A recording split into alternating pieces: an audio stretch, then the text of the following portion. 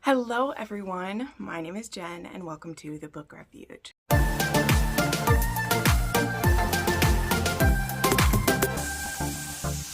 Oh, hello my friends. I hope you are having a great first week of April. It has been a little bit wily here, I will say that. This past week we had a snowstorm that lasted for 24 hours and then was melted within 24 hours after that. We've had temperatures that are super cold, and today we're supposed to get almost up to 60. Like, it is definitely spring being crazy right now. Luckily I didn't have to travel anywhere this time, so I just watched and enjoyed it. But wow, it was crazy. But this week there was the wrap up of the Realmathon, which I was so happy to be a part of. Even though the Monarchs, we were 4th place. We did our very best. It was so much fun. There, you know, for it being the first year that, I think both Brie and I, it was both our first years to this, I just had so much fun, and I will definitely bring my A game next year. I feel like maybe we didn't attack people enough, or we didn't whatever, but it is also hard because the way that points are decided is divided by how many members that you have. And even though people think sometimes having a smaller team number is better, it isn't always. You need people that can all, like, you know, read a hefty amount, because if you're going in against another team that is reading a ton, even, you know, even if they're bigger than you, it can still get you. But that's all right. I really didn't expect us to win anyway, because again, some of the other people are super tense about it. It was so much fun. I had the best time having reading sprints all the time, and I got so much done, and it was just a wonderful time. So I'm really glad that I was asked to take a part of it. And now I'm going to try to relax for April, because if you saw on Thursday, I had the Mafia Romance Readathon announcement, which was so exciting. That is going to be May 1st through the 10th. If you missed that video, well, are you subscribed and have the bell hit so that you know when uploads go up? That is a way you can absolutely help out my channel. Those things may seem significant, but the more people that YouTube can let know my video is up when it's up, the better for little old me around here. But anyway, if you want the full details of that, definitely go check out that video. That means there'll be some Mafia romance recommendation videos coming this month, but with that we'll have a lot of other things mixed in as well. So I have 8 books to talk about this week, and 3 of them are rereads, because it is that time of the month where I'm getting Patreon books sent out. I still have a couple to finish today, but I did get all the rereads done that I needed. But I also read quite a few new books. I was trying to finish, there's 2 that I'm in the middle of right now, and I was trying to get them done, but there's just, I went to dinner with my friends yesterday, and so I probably would have finished one of them if I hadn't done that, but you know what? Gotta spend time with my friends, you know? But it is April 5th already that I'm filming this, so I'm a ways into the month already. It's crazy. But let's go ahead and get into these. Yeah, there's some really fun ones in here. So first up, I had a reread of King by S.J. Tilley, and this was so fun to revisit. This hero is just absolutely bonkers. I mean, if you've read anything by S.J. Tilley, you know, because she writes her men along a similar vein, where they are instantly obsessed and possessive of their ladies. And this one has, I think, one of my favorite beginnings in the series. Though I do still think I love Hans the best. This has the most interesting beginning, because we have, oh, and this one is Savannah, who in the beginning, she's going to visit her friend who has like a broken foot, and she's bringing them food over. And her new, I wouldn't even call them boyfriend and girlfriend, but this guy that she's only went on a couple dates with, he ends up going with her, and he's kind of grumbling the whole time. And she's like, well, I told you this wasn't going to be a date. I'm bringing my friend some food. And he had come with her. And when she gets to her friends, her friend lets her in and is like, oh my gosh, I didn't know you were coming today. And she's like, well, you said it was today. And she's like, oh, I forgot. And she's like, well, I already have some people here, but come and meet them and maybe we'll all eat together. And when they enter the room, there is this man and woman in there, very beautiful. And when her friend goes to introduce her to them, the woman jumps up and is like, you, and points at her date that she's with and says it is her cheating ass husband. So things escalate very quickly. Things kind of just all blow up, and it is super sad to see. And Savannah ends up staying there with her friend and visiting. And then King, who is the guy who's there, it is actually his sister Aspen, who was married to this loser who had just started dating her. And it's not fun, right? So she's very shocked by this. And I mean, again, she barely knew this guy. They'd only went on a couple dates so far. But of course she is really shook that he had a wife. And then when she's leaving her friends, she has to take an Uber to his house because she had went to his house first and he drove her to her friends. So her keys are just like on his counter, which, I mean, isn't that convenient? Because inconvenient, because when she shows up, King is actually there killing this guy. So she literally witnesses him murder her date. And when she makes a run for it, he obviously catches her right away. And now he's like, what do I do with her? You know, I'm not going to kill her, but I also can't let her go. So he doesn't know what he's going to do. So he brings her back to his home, puts her under lock and key, and in very short order decides that the only way to, you know, not have to kill her and to make sure she keeps quiet is to marry her and make her his bride.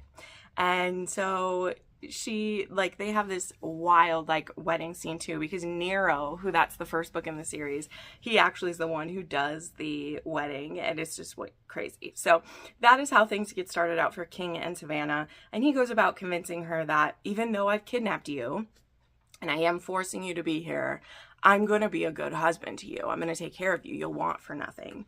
And she's actually an artist. This is a paint splotch, not a blood splotch, which is kind of cool. And he's like, I will give you everything you need. Your art is beautiful. He sets up an art studio for her.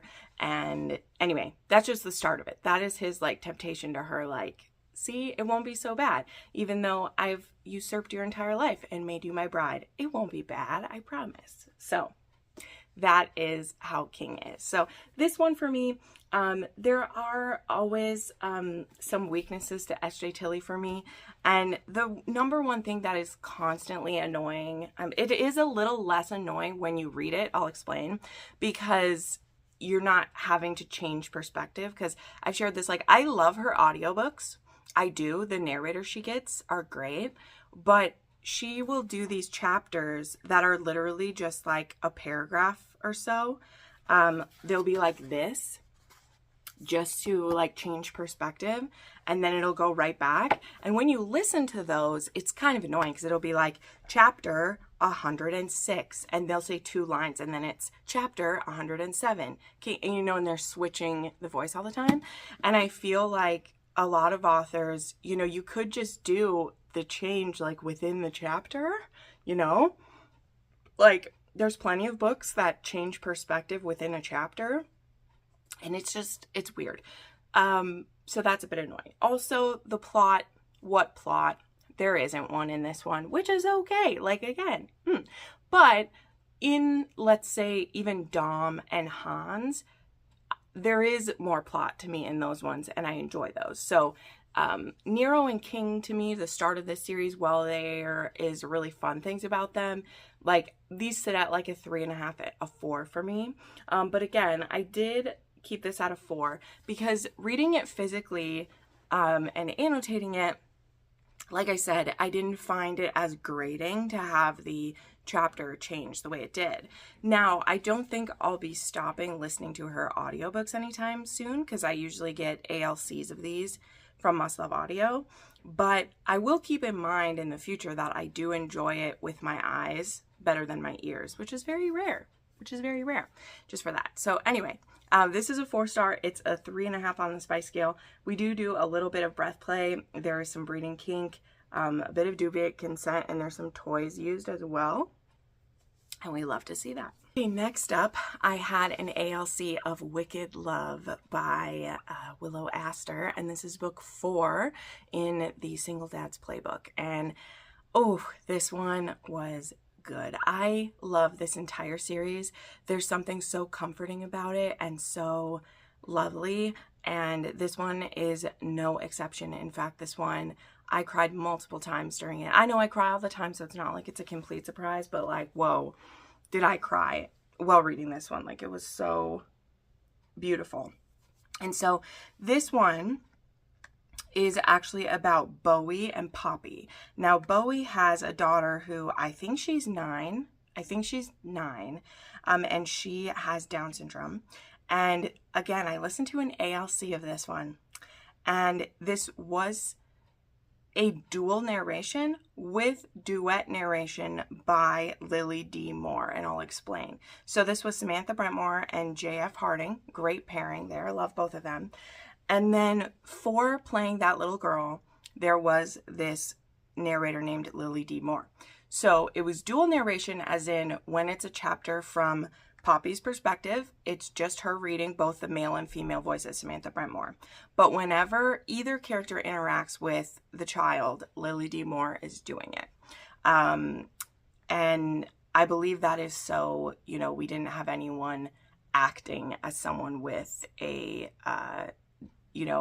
disability at all. We have someone doing the voice who could be more natural to them. Now, I have not been told, nor did I do research, if that is something that Lily has, if this voice narrator does. But either way, we don't have Samantha Brentmore or J.F. Harding trying to portray, someone who has that disability, right? And I really respect that as a choice for the author and how they had that happen. And it made for a really beautiful story, because whenever the little girl was talking, it was so good. It was so good. But anyway, we have Bowie, who's very much a grump, very protective over his daughter. The mother of his child completely left, couldn't handle having a child with a disability. Didn't even really try is the thing. So he's very much closed off to women. He's all about his daughter. He doesn't care about how it is for anyone else. However, a lot of his teammates know that he thinks Poppy's cute. And also his daughter loves Poppy. She actually works for this company that works with, what's it called? I can't remember what it's called, but it's this organization that works with all different types of children with all different types of disabilities, and they do sports with them and crafts and just help them to interact with each other and get socialization and help them just live their best lives. And it's a place that obviously this little girl would have a great time at. And so Bowie has been hesitant to bring her, mostly because he doesn't want to be around Poppy and feel the feelings that he's feeling for her. Okay, so that's what we have. He's being very guarded. He doesn't want to fall for a woman. He is very focused on his daughter. He also has a really heavy weight happening in another aspect. His father is actually dying, and his father was a bad dad. Okay, him and his brother don't have any soft feelings for their dad. His brother, in fact, never comes back to town, doesn't come to visit the dad. We don't have bad feelings toward the brother, though. We'll say that. I don't know if we'll ever see this brother in another book or something, if there's something, I don't know. I have a feeling because he's a sympathetic character, and his reasons for, this was an abusive man. But Bowie does feel an obligation to look out for their mother, who did stay with this man their whole lives. And it is his father who got him into the career he's in. Just the methods of it happening were not healthy or good for any child, right? So he's also dealing with, and in this book you will see the loss of said father throughout it. And then he has a widowed mother who, is looking to reconnect, I would say, because she did put up with a lot from her husband, but a lot of that actually has to do with culture as well. So his parents were actually immigrants. And there was just this culture of you stay with your husband. So he has a lot of irons in the fire, a lot going on. And then there is a wedding that happens. And now if you have watched my weekly wrap up from last week, you'll know that I read, I did talk about it last week because I read Unforgettable, and that series takes place in Landmark Mountain. And in Wicked Love, they actually go to Landmark Mountain for a wedding. And so we get to see some of those characters who were there and everything. And at this wedding, Poppy and Bowie end up having a one-night stand. And Bowie immediately gets pretty cold afterwards. He is, because he's very scared of the feelings that they had. However, one of the main tropes of this one is that it is an accidental pregnancy. So they had sex, condom apparently wasn't fully effective, and soon she discovers she's pregnant, and now he immediately is like, all right, well, I'm not going to get away from her. I don't want to get away from her, and fate obviously wants me to be with her. And so now he's going to go about proving that he will be there. He is more than happy to have another child in his life, and he is happy that it's with her. So that you'll have to see. There is a lot more to that journey. Again, it's very emotional. There's a lot going on. And as always, I really love the found family aspects of this series. I love all the guys. I love all the kids. We get to see plenty of cameos everywhere. And it was just a wonderful time. Absolutely was. Okay, next up, I had Whispers and Wildfires by Claire Kingsley. This book comes out soon. I can't remember when its release date is, but I was lucky enough to get both an ALC of this one as well as a physical copy from the author. So thank you so much, Claire Kingsley, for sending this. So this is book 4 in the series. And this one is about... This one is about Melanie and Luke, I think is who we have. Do we have Luke? Yeah, we have Luke and Melanie. And they actually dated in high school. And then, you know, something happened. They broke up. They went their separate ways. And she is actually back in town. I can't remember why she's back in town, actually. I didn't write that down. It just says she wants a fresh start, starting over in her 30s. And so she moves back to town and is going to try to get, you know, her life started. And Luke is very, like, angry that she's back. He's like, I don't want to see you all the time. And also his family really likes her. Like, she ends up falling in with all of his sisters-in-law who really like her. And, yeah, she really likes Annika, who's the Haven sister, who's now married to one of the Baileys, right? And so she gets sucked into this group, and they keep running into each other, you know? And Luke, he is a bit of the bad boy. He runs, not like super, super bad boy, but he does do these illegal, like, track races, and it is very dangerous, and he could get hurt at any time, but he's also hiding it from his family. So he's a bit of a recluse in that way. But also, yeah, these two just keep being drawn together. And when he doesn't have someone to work his front desk, and she needs a job, but she doesn't want to work for her family business because, you know, her family could have her work for them, but they don't really have the money. And she also doesn't want to work with her mom all the time, even though they do get along. She's like, we might not get along if we were working together all the time, which I totally get. And so she ends up working his front desk. Yeah. Oh, I also love there's an aspect. She is actually a voice actor. And so she actually, like, well, not like fully a narrator, like legit, there is like a kid's show that she voices, like an evil queen on it. It's really cute. It's really cute because his like nieces listen to it. And that's her, which is really fun. So yeah. So that's what's going with them. It's a second chance romance with them. Not a ton of drama, as it were, with them. There is some bickering. There's some, like, you know, reminiscing on, like, what split them up and, like, why they're not together anymore. But also, they have so much, like, passion with each other. And it's just really cool to see that reignited. And then, because this is a suspense series, not to spoil anything for it, but this is my favorite suspense element that's been in one of these. Okay, we've had a serial killer in one, we've had a like human trafficking in one, we've had another like murderer in one. So there's been lots of like drama with that, you know, that's the suspense element. In this one, we get the chapters, which are narrated by Robert Hatchett, by the way. So this is Aaron Mallon and Marcio Catalano, which I'm really starting to like Marcio Catalano. He's been in a few that I've really enjoyed. And Robert Hatchett does the voice of the like bad guy in this one. And in this one, not to spoil it, but this is a man just getting out of prison, and he shares with us what his devious deeds are. And part of it has to do with he knows Melanie from before he went to prison, and it was not in a healthy way that he knew her, let's just say that. And so when we get his chapters, it's very dark, the things that he's thinking and planning to do. So, and yes, at one point there is a wildfire that happens here. But yeah, this was really good. As I said, it was my favorite suspense element. And I think I've given some of the other ones 5 stars, but I also gave this one 5 stars. This was a 5-star. It did exactly what it said to do.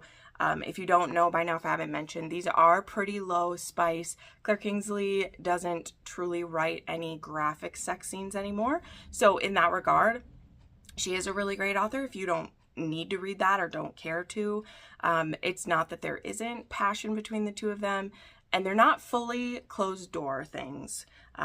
She has done that in one of the books in the series, I think the first one. So it's not fully closed door. I would give it like a 1.5, a 2 on my spice scale, because we're still there. She still uses some of the sexy words, but they're very brief scenes, and they're not these like drawn out erotic things going on. So definitely, you know, tame is what I would say, but that doesn't mean that their love isn't still really strong. You know, you don't have to read everything on the page for that. Okay, next up, I had an arc of Brutal Legacy by Mila Kane, and this is book 2 in the, what's this series called? I don't even remember. Oh, the Original Sin series, okay? So this is Elio and Georgia, and this is a second chance romance as well.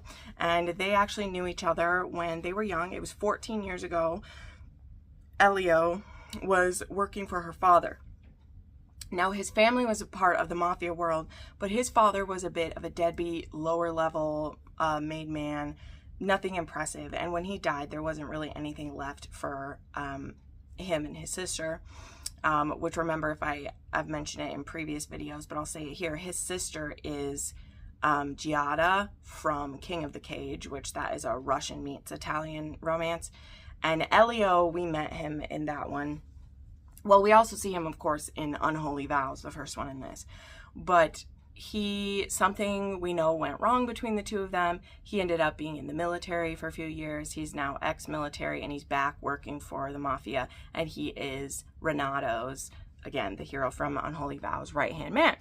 And Renato brings him a task. He needs to go and extract this woman who is the widow of a kind of like banished mafia guy. Now, I don't want to go fully into the details of why her husband was banished or what was going on, but I will say this. She was friends with her husband, and they got married to each other for reasons to protect each other, basically. And so she was good friends with her husband. So she is very sad her husband's dead, but it wasn't from romantic. It was from, this was a companion and someone who loved her, and they took care of each other. And now she's kind of living in a very dangerous place, right? She is actually a seamstress.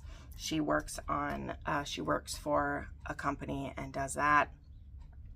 And she's living kind of week to week type of thing. It's very rough where she lives.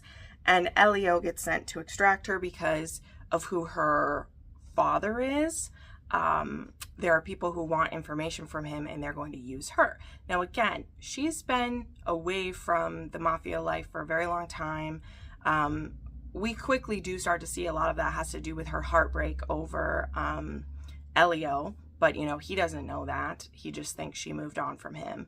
And they both basically believe the other one moved on from them. Like, I'll just say that, not to spoil what the thing was that happened, but they both, it's one of those where they both believe the other one didn't want them, and so they've tried to move on. And anyway, when he gets sent to get her, he's not very happy to be doing it, and he does basically kidnap her to do it. He forces her to come with him.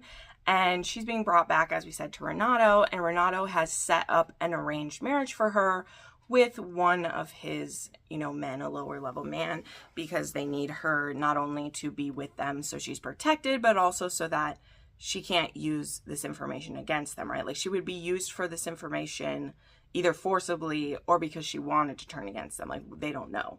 So they're going to force her to marry this guy, whatever. I think his name is literally Jimmy, which I'm like, can you think of another red-shirted name than Jimmy? Like, really? And Elio acts like he's all fine with this, but it becomes very clear that though he still kind of wants to punish her for how they were separated, no way in hell is he going to let her be married to somebody else either. So this led to one of the reasons why I'm planning to make a video about bloody weddings, because she's literally right at the altar with Jimmy, and it does not happen. Let's just say that.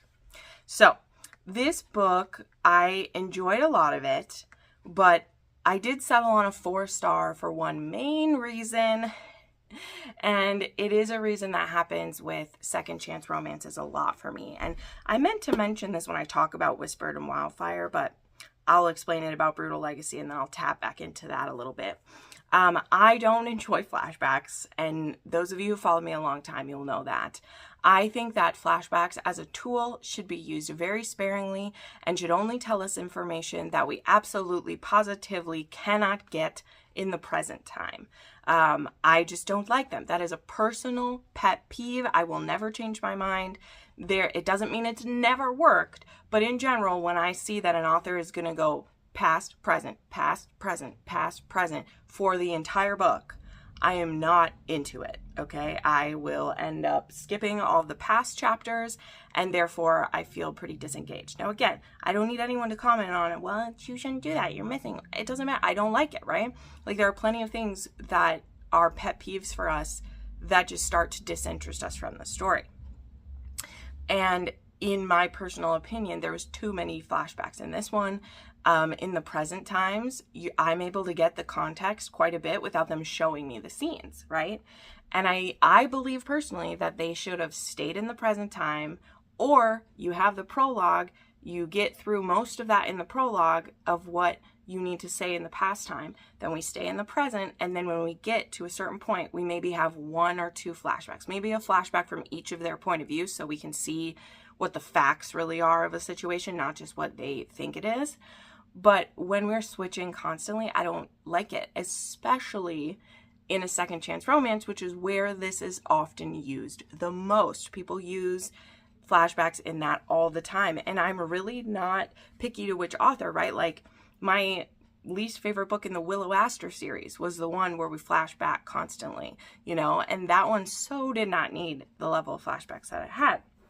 So yeah, I'm always going to be annoyed with it, and when authors do it very sparingly, which again, I do think that Whispers and Wildfire did that really good, which is, I totally forgot to mention it just because I liked it. The way that the past gets brought up in that one is through just little comments that they make. Like, there's a time where Luke is walking past a part of town or something where him and her used to hang out as kids.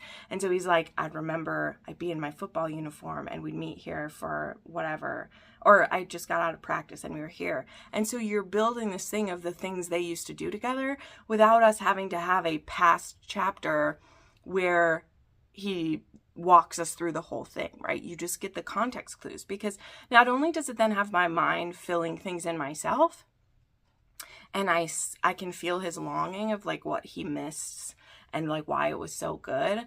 It just keeps the story going. We don't have to take us back. And in Claire Kingsley's case, it was very smart of her to do this, because we also, not only do we just have their perspectives, we do have the perspective of the villain in this one. And so if we'd added another 2 different perspectives, which are past Luke and Melanie, then you have 5 different perspectives happening, right? And that's a lot. So anyway, I make this rant very often. Hopefully you've skipped it if you don't care about it. I know a lot of you agree, and I know some of you are ambivalent. It doesn't matter.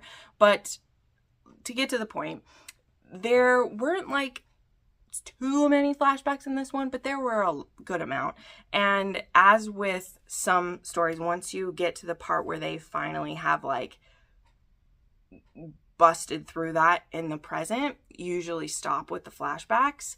And in this case, these two, they really hold on to their animosity for a very long time.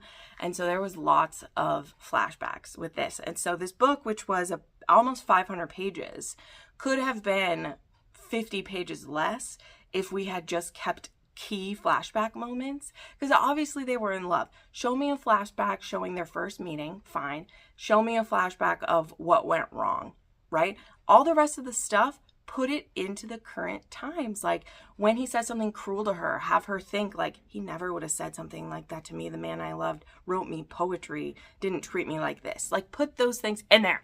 I hate that many flashbacks. So anyway, this is my channel and I get to complain about that shit, okay?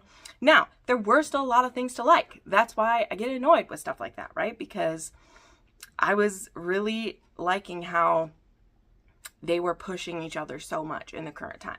Now, because this is a dark romance, he does a lot of naughty things to her, okay? So he does microchip her at one point, which honestly, in dark romances, I'm pretty much okay with those because the women seem to always need them in these.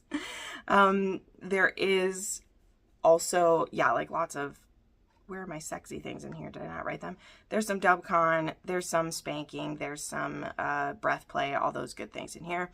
This one does have some PTSD of his. Again, he was a soldier for a while. There is a situation that she sees him play Russian roulette when he thinks she's asleep. So we have suicidal ideation / like a willingness to die on his part, which is hard to read. Like, oh, I really felt for him. Yeah, and then there's violence and parental like abandonment kind of thing going on too. So I ended at a 4-star with this one, and it's a 3.5 on the spice scale. I will say, like, I don't think that this one will stick with me the same way that Unholy Vows did, right? Like that is a book I read now 2 years ago, and I still regularly, like not regular, but I still think about it when I think of mafias I've really enjoyed in the past bit, right? So yeah, it was good. And again, if you don't mind flashbacks, if you're okay with them, you will probably enjoy this even more than I did. Okay, so I'm not recommending this. I just am warning you about one of my biggest pet peeves, and it is rife throughout this one. Okay, it just is. It just is. Okay, next up, I had an arc of Hunger in His Blood. Oh, by the way, both Brutal Legacy and Hunger in His Blood are available now, and I'll have links down below to those. I was really squeezing these ones in because I had been finishing some other things, and the release dates for these ones came up really quick. But Hunger in His Blood is book 3 in the Brides of Kalor, and boy, does this one have the angst to it, okay? We have another accidental pregnancy, which I was totally fine with having multiples of those last week. I love accidental pregnancy. And then in this one, we have Arena and Calder. Now, I don't want to explain the full back stuff of the Brides of Kalor right now, but they are this type of creature that is like a vampire berserker is what they're called, okay? So they have wings. They also need blood to survive and be their strongest. And so, they also can go into berserker rages where they get like bigger and buffer. And one of the most sure ways that these type of people go into a berserker rage is when their mates are in trouble, which is something interesting. And one of these beasts, they can also have basically a blood mate, which means their blood is the perfect one for them, and it can make them more stronger, more powerful than they're ever like thought they could be. But our hero Calder, he really doesn't want to have a blood mate because he's seen what it does to his brothers, which later on we'll see his brothers point out that like you're absolutely delusional. Having a blood mate is the best possible thing for you. You are your strongest, your fastest, your best you'll ever be when you're consuming the blood of your chosen mate, because they're the perfect match for you, like literally, like their blood and their heart, everything. And Arena is actually a servant in his home because he is basically a lord. So the way that this, I will say this, is that there's 5 brothers and a sister in this family. It's either 4 brothers and a sister or 5 and a sister. I can't remember, but there's brothers and a sister is what I remember. And each one of them has their own region that they're like the lord over. Okay.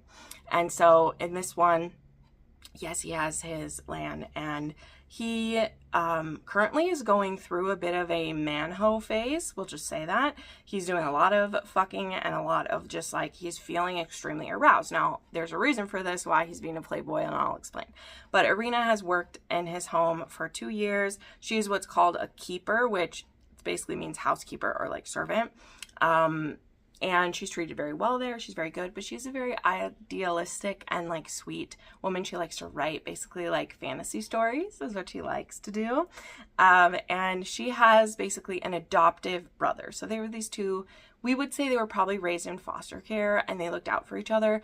And they've been separated for quite a few years, but their goals have always been to, that they would reconnect one day. And so she writes letters to him. She hasn't received any back from him in a while, but she knows what city that he lives in, and she, you know, so she thinks of him often, and she really cares for him. There's never anything romantic between the two of them, but that is a relationship kind of important to like remember or whatever. But basically, you know, she's his fated mate. And one day when she's cleaning, he like comes upon her in kind of like the library, and she basically gets a paper cut, and he gets a scent of her. Okay. So very Bella and Edward moment, because he immediately realizes, oh, fuck, that is my blood mate. And he knows what that means. And it isn't quite clicking into place for him. But what we find out is his manho phase, which has lasted for 2 years, came about, you know, and again, not that he never slept and sucked from other women before, but it really accelerated once she had become a servant in his home, which if you've read the other books in the series, you'll know, like when these males are around their females, even without knowing, they begin to, you know, they're going to be more aroused all the time. They're going to be more like feral-esque because they're supposed to be like with that mate. Like that's nature telling them. And he just doesn't know, not only because he doesn't interact with this woman much at all, right? She is his servant. He is a lord. He's very busy. And he also would never like look at his servants that way. Like he just would not. He has a lot of respect for them. And, you know, I appreciate that about him, right? Like he's a good lord, but he has turned to, you know, like particularly there is another of his species. I can't remember her like name right now because I don't care, but she's one of his like bed partners basically. And there's actually a scene when Irina actually walks in on him fucking the lady and is so like horrified because since she's lived there, okay, so she doesn't know about these fated mate type things, but she's been in her own way like mooning over him, and she's been in love with him for the 2 years she's been there, and she just thinks it's because he's this handsome, strong, powerful lord that she works for, not realizing that, you know, she's also feeling this pull towards him. So what does our hero do? He sets up a contract with her to be his blood bag basically, and tells her there's nothing more to this, just you have a very special scented blood. He's very vague to her about what this means and what's going on. He doesn't want her to know that he's her perfect mate and she's his. So he does deceive her in this, that he just wants to use her for her blood, and he'll take care of her. She'll basically become kind of like a mistress. Like she doesn't need to work in the house anymore. Her job is to keep her blood, you know, keep her body filled with the blood, stay healthy, and all of these things. Now, sex is usually a big part of this, and in their contract, it says if they would like to get to sex, they can do that. She would need to start taking out birth control if they do that, but for now, it will just be the blood sucking, and they can get to that. Well, as I mentioned, this one's an accidental pregnancy, and I've already explained enough, but you'll see. He's keeping her at arm's length. He doesn't want to admit that they're mates. This is a rejected mate story, and so when things get to a head and she's starting to fall for him, they've now have had sex, he is still like, you're nothing to me. Like, this is just a passing fancy. Stop getting attached. Like, he's so cruel to her that she's like, you know what? Fuck you. I don't deserve to be treated this way. and she leaves. And now I don't want to say more than that. I've already talked us into it enough, but I like to give excessive amounts of detail. So there you are. And now he's going to realize how bad he fucked up. And what I will tell you is that very few authors, there's honestly just a couple, like Kate C. Wells is one of them. Cressley Cole's another of them. There are very few authors who write rejected mate that I can stand it, because it hurts, okay? Like, rejected mates hurt, because if you're like me, you love reading a fated mate, and fated mate is supposed to trump everything. And as soon as you find your fated mate, that is what you should want more than anything else. And when we see, which it's usually the hero who does it, when we see them reject what is best for them and leaving a mate out in the cold, because that's really what it is dooming your mate to also be lonely, it hurts so badly. It hurts so badly. But what I do know, and what always holds me through, is that what the best part of a rejected mate is to me is when the grovel starts, because it always does. It's just a matter of, will it be enough of a grovel? And for some people, when they see a hero treat a heroine like dirt, there's no way they're going to be able to make up for it, right? And in those cases, I say, don't even try to read a rejected mate, okay? Just don't. It won't be your trope, okay? Because you have to be open-minded to watching someone be treated like dirt, to then watch a hero crawl on his fucking belly and just self-flagellate and be broken over what he's done. And you have to decide if the author makes you believe he's forgiven by the end. And there are ones I've read where I don't believe it. Like there's a couple of Kate C. Wells where I'm like, he did not do enough. She forgave him way too fast. Like, he put his dick in her and she was over it. And I'm just like, no, right? But in my opinion, the ones I've read of Zoe Draven where this has happened, she does make me believe it. And Calder, my friend, he is gonna have to crawl, because Irina is too precious for words, okay? She was such a good heroine. She is idealistic. She does have dreams, but she also is just such a good person, and it comes from such, it is from an innocent place, but for her to have grown up how she did and go through the hardships she did and have no one in the world but this, one like adopted brother, basically, to have nothing and then to be treated that way, you would just be a broken puddle, And Calder, once he realizes his folly, he's gonna do what he's gotta do. So anyway, I cried so hard, you guys. And again, this was an accidental pregnancy too. And the pregnancies in this world, they're only about 4 months long. So this really does feel a little bit like Bella and Edward, right? The pregnancy goes real fast. But watching him have to earn that forgiveness is really a beautiful thing to see. But it won't be for everyone. And some people, you'll be like, Jen, he didn't suffer enough. And you know what? I say that's fair. That's fair. But I did give this one 5 stars. It wasn't quite a 6-star. It was close. Okay. It was close. But there was just a few things of, I'll tell you with one of the trigger warnings here, that I was just like, I could have done without that. But I kept it at 5. So this one does have nodding and blood sharing for some kinks, right? Because he is sucking it out of her, in more ways than one. And in this one, we had some financial insecurity for the heroine. Obviously, she's abandoned and it's a rejected mate. And we also had some other woman drama, okay? And maybe you got that from where I said, like, he's been a man hoe because of this situation. And there's one specific hoe that, if you read it, you'll know what I mean. It's fair to call her that for the things she does. She just can't believe that he's found his mate. And so you'll have to see how that plays out. But Zoe Draven rarely steers me wrong. I adored this.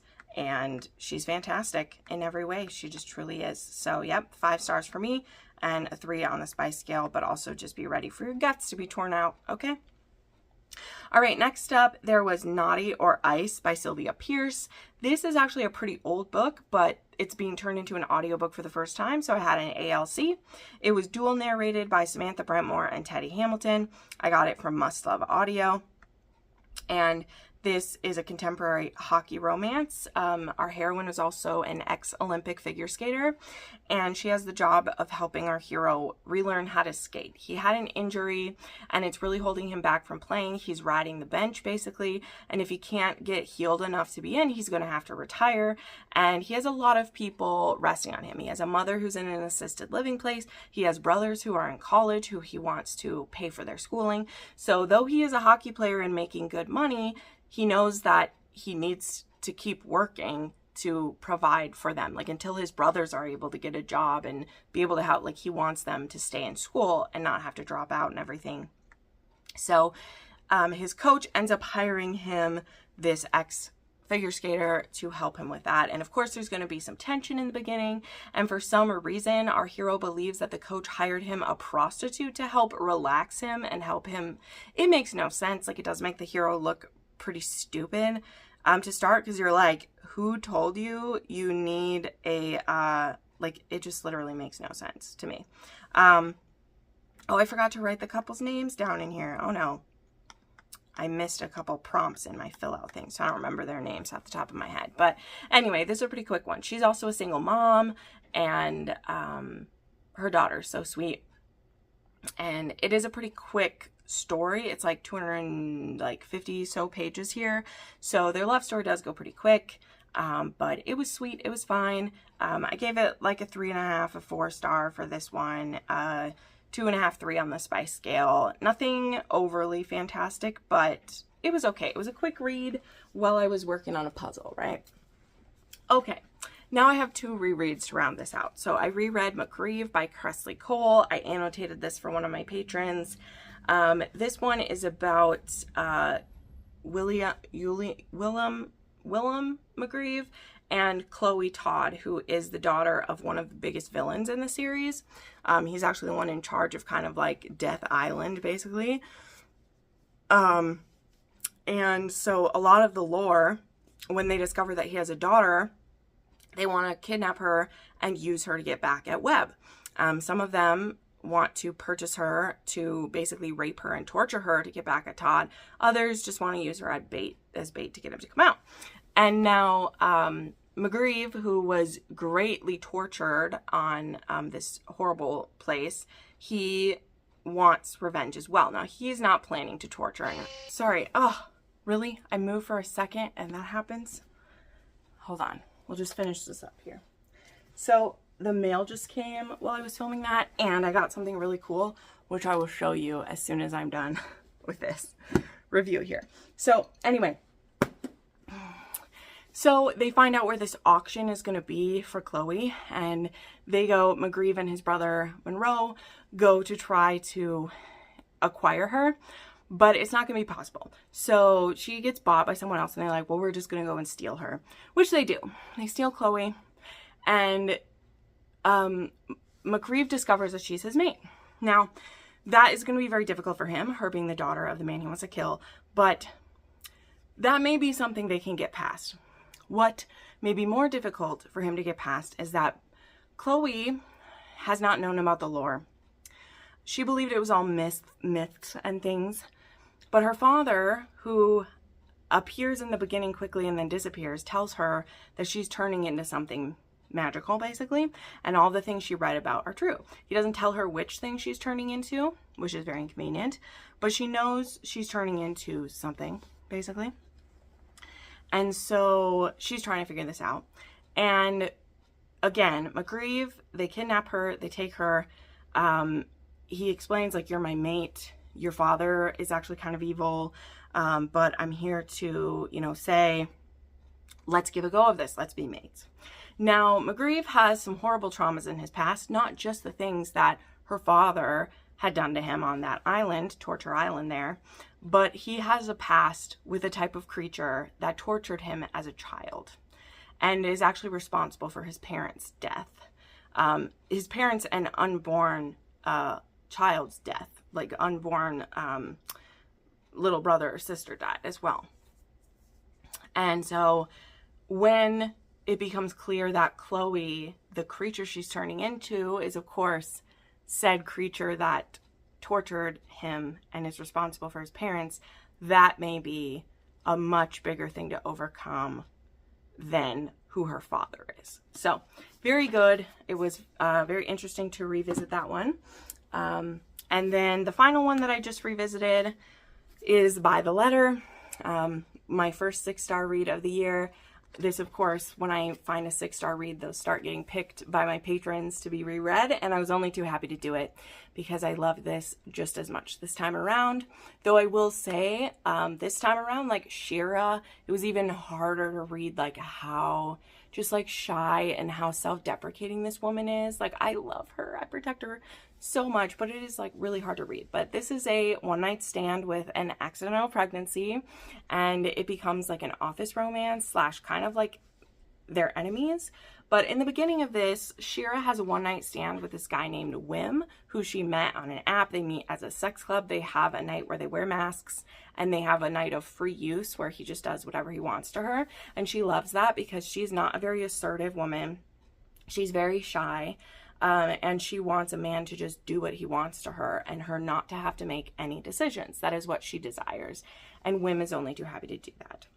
Now when she goes back to her normal life, there is this man named Roman Wells who is taking over her business, or like the business her husband had owned. She's been a widow for a few years now, and it hasn't been going well. And so they're being like bought out or bought over by his company, and he's trying to make a go of this company, and he thinks she's doing a horrible job as CEO and is just a complete jackass. And guess who the man that she had a one-night stand with is? That's right, it's Roman. But then this is another case of like a hero who fucks up, spending literally 70% of this book trying to win this woman over and caring for her and his unborn child in some of the swooniest ways I've ever read. Like, truly, I love Roman and I love Shira, and she must be protected at all costs. And so rereading this book, underlining all my favorite lines, it was truly just so wonderful. I love this story, and I can't wait for Bee's romance, which is coming later this year. So those are all the books that I read and reread this week. Now let me show you what just came in the mail. This book doesn't come out till, I believe, the 14th still, but the authors made the paperbacks available because they are going to a Polycon and they wanted their readers to be able to order the books before a Polycon. So the Weaver just came. So I was able to order it right away. So this is Vrick's book 1, and this is going to be Rakosh and Amaya, is that how we say her name? That's so cool. So excited to read this. There's even, they put some art in the back too, which is cool. There's one of her, one of him. That's amazing. That's so cool. And the Sam Griffin still did the cover too, which I love that. So anyway, just thought I'd show that off because I can't wait to read it. So anyway, thank you guys so much. Oop, there comes the light. Thank you so much for watching. Make sure you subscribe to my channel, like this video, check out all the recommendation videos that I've made, and we'll see you next time. Bye.